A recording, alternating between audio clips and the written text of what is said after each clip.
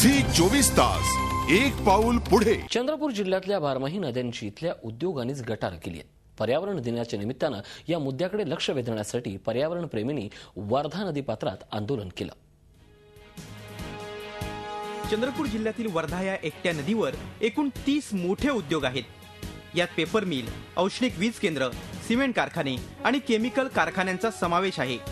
आगामी काळात आणखी 20 ऊर्जा निर्मिती केंद्रे यास प्रदूषण रोखणारी यंत्र लावलेली नाहीत।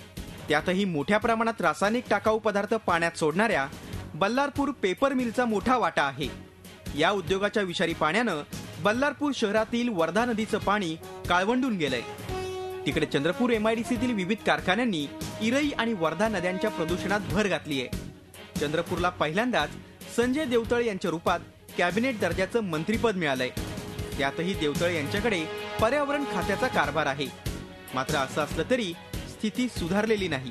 अनेक निवेदनं, विनंत्या करूनही कारवाई होत नाही।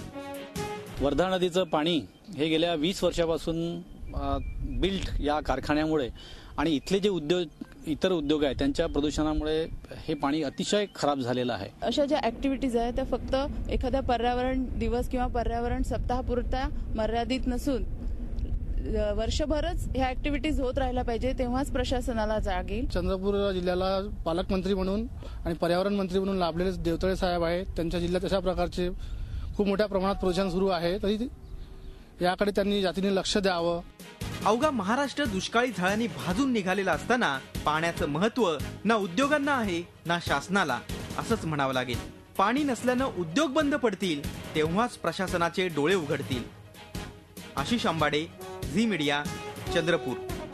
झी 24 तास एक पाऊल पुढे।